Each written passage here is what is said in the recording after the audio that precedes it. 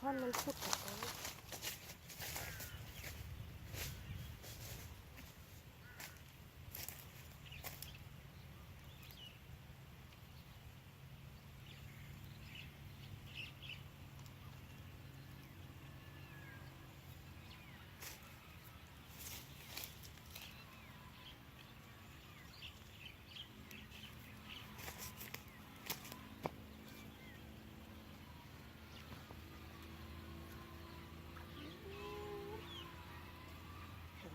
2 แต้มนะไม่ได้ใส่เหยื่อเลย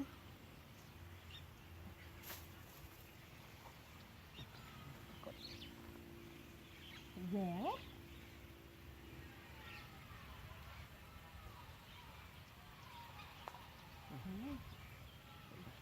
ถึงสิ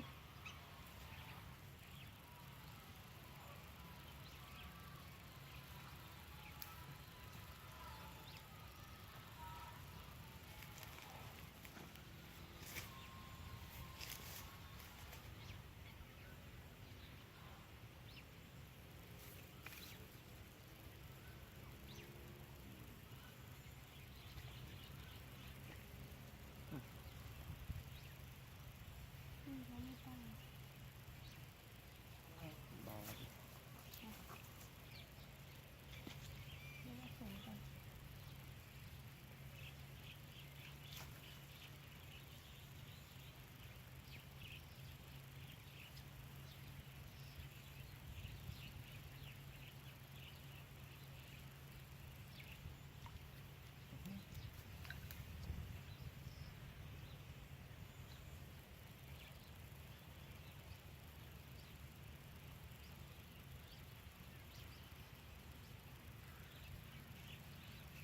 ไม่ข้าง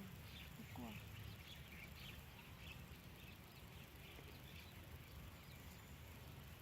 อุ้ยอ๋อทำไมได้อยู่คนเดียวอะอะไรวะเอ๊ะจะใช้เหยื่อเหมือนกันนี่หว่า กินตำแหน่งเดียวกันหมดเลยนะ เนาะแต่ช่อนขุด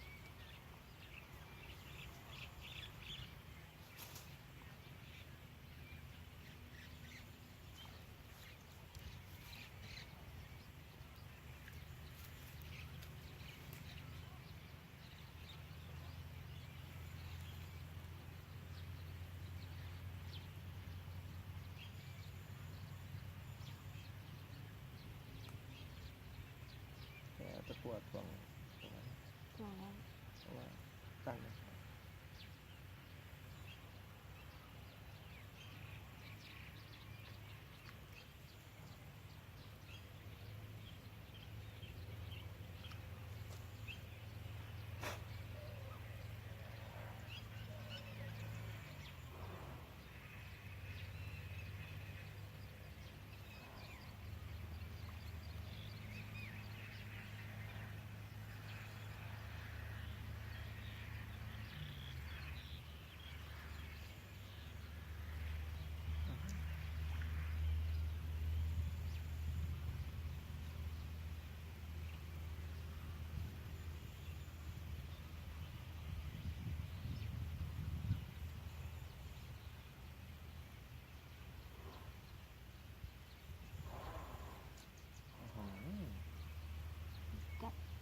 เหยื่อใหม่ดิ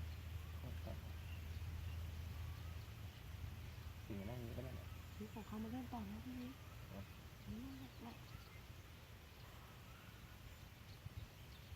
เห็นไหมเห็นไหม พาได้จริง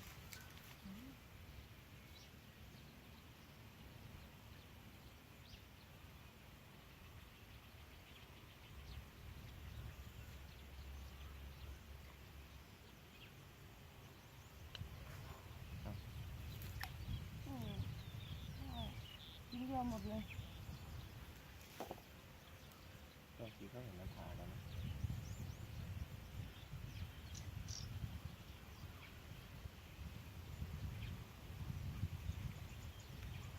ดูปลาซิวมาดิ มันรู้ว่าเรามา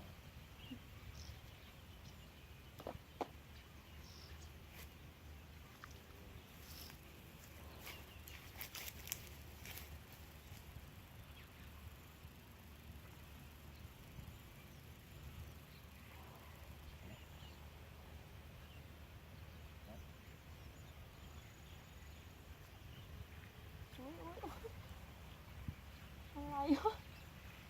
เนี่ยกินตำแหน่งเดียวกันหมดเลย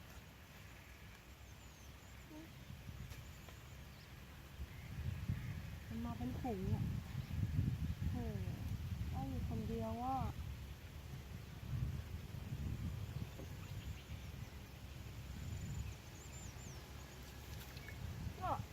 เห็นได้ปกติเขาไม่ได้เป็นแบบนี้นะเนี่ยต้องหมานสิ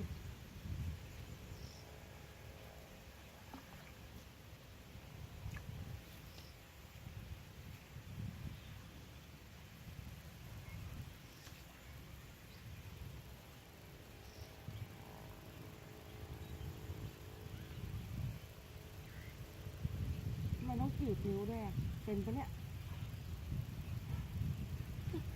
ดูนิ้วดิ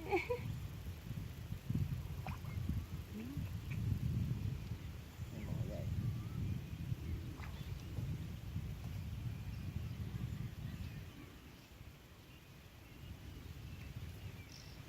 เป็นเม็ดเลยนะ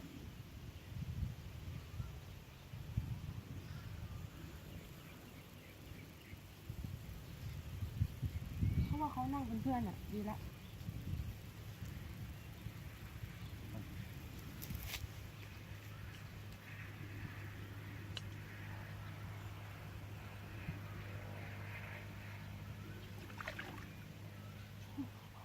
ออกจากรูอ่ะ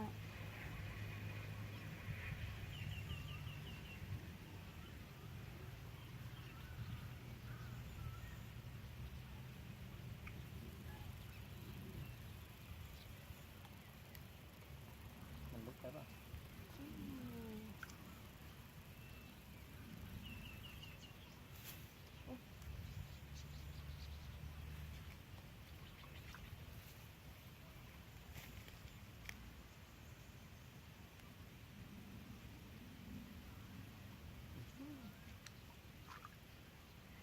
ตัวนั้นเนี่ย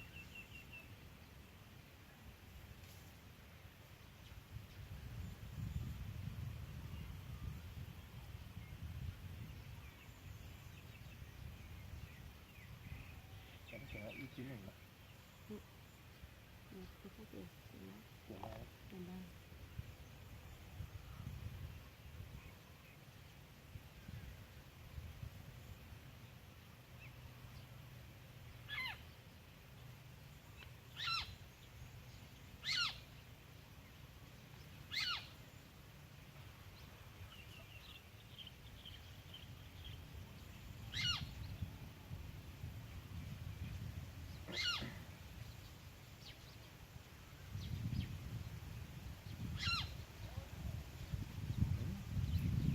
เอ้าทำไมวัดอยู่คนเดียว ลุกสวยเลย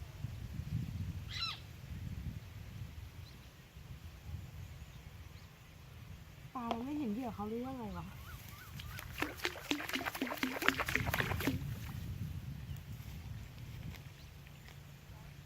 มันตันไง โถ่ คนหนึ่งก็ป .6 มันจะมาเชิญเดียวกันได้ไงเนาะ ทำไมลูกศิษย์ถึงทำตัวแบบเนี้ย เอาแย่นะได้ยินเสียงไหมตึ๊กเลย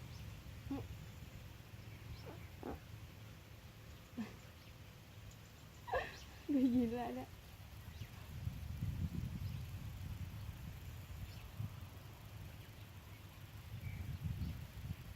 ว่าปลามันต้องอยู่ตรงนั้นแน่เลยว่ะจะรีบวัดไปไหนตรงนี้ตรงนี้ วิ่งออกมาหน้าตรงนี้สิกดกล้องมาดิ แล้วก็เถอะ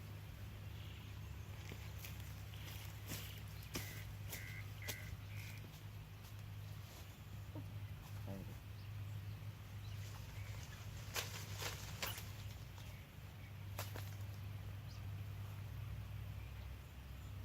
เจอแล้วก็จ่ายอยู่ที่ไหนเลย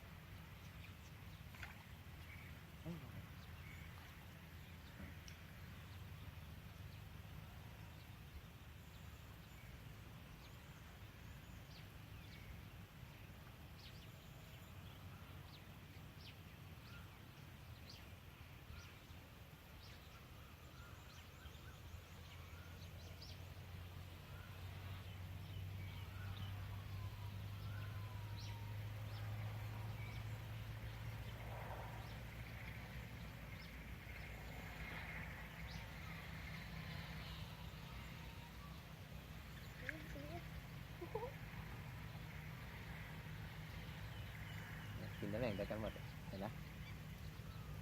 ไม่ได้กลับบ้าน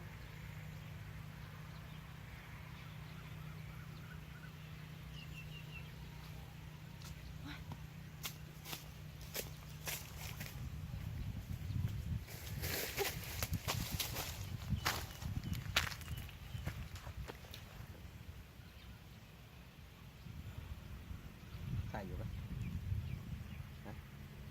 ถ่ายอยู่ปะโอเคโอเคโอเค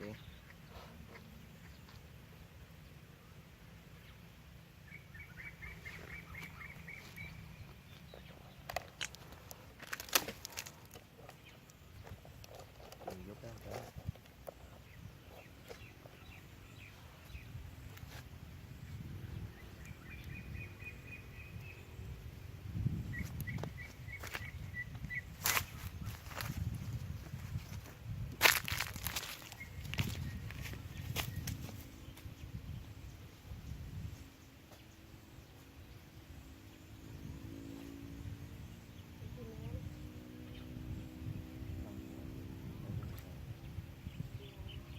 เอาเยอะเลย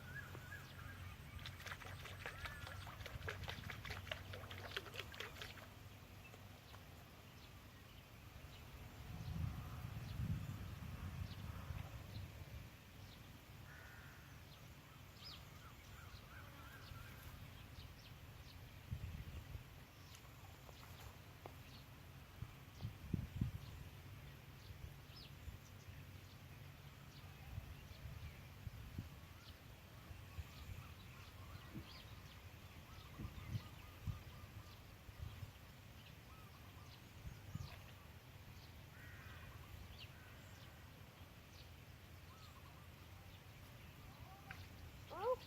ได้อีกแล้วอะไรวะก้าวขาไหนออกจากบ้านวะอ้าวโอ้ยฮะ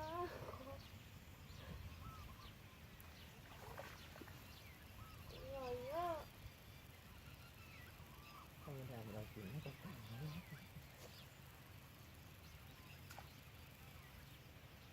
ไม่ต้องใส่สีแดงตาชอบสีแดงแน่ๆเลยอะเริ่มโทษสีโลดกองแล้ว พี่ก็คุย เดี๋ยวขอปรากฏใหญ่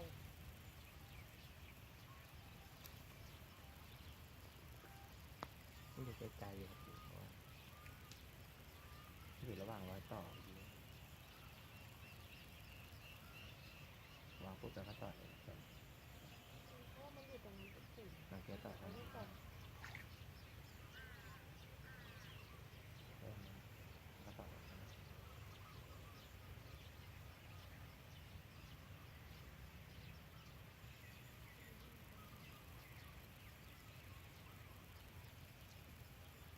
เขาวิช่วงนี้จะขึ้นจะลงไม่ลงจะลงไม่ลงเนี่ยก็ทำของไม่แข็งไม่ถึง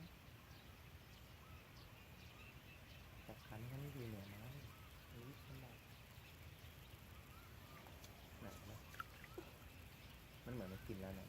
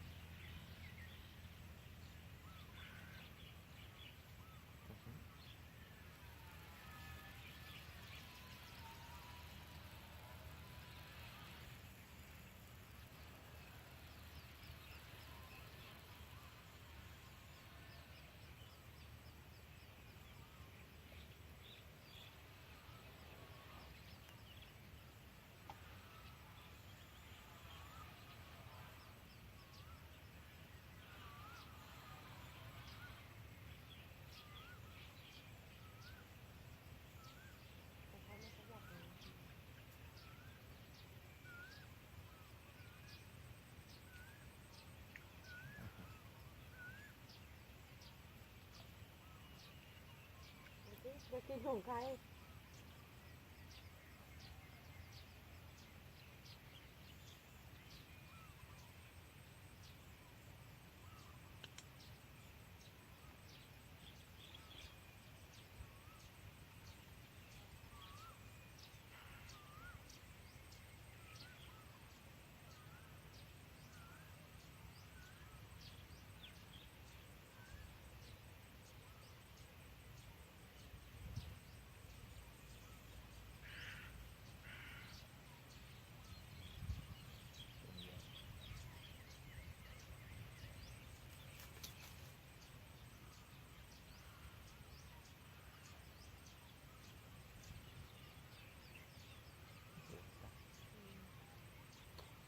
เดี๋ยวซื้อรถเล็กเลยนะครับ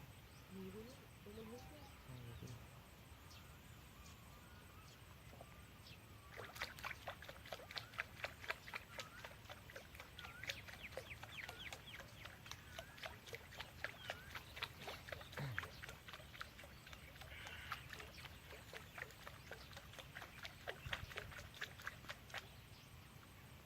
ขอหนึ่งตัวแล้วจะตกให้เด็กมันดู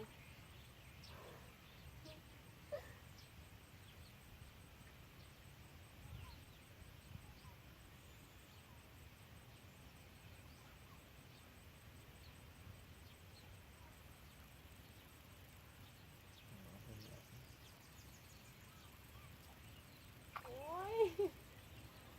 โอ้ยอะไรวะเฮ้ยทำไมอย่างงี้นี่มันไม่ชอบเด็กตัวนี้วะ อุ๊ย ขนมาก อุ๊ย มองที่ดูดิ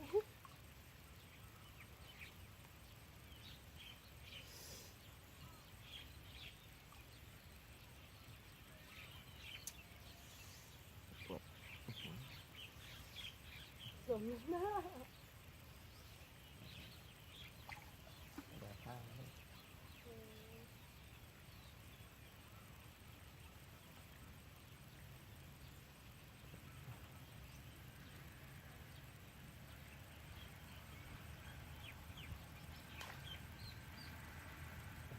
ขนาดไว้ตรงที่ยังไม่ตอดอ่ะ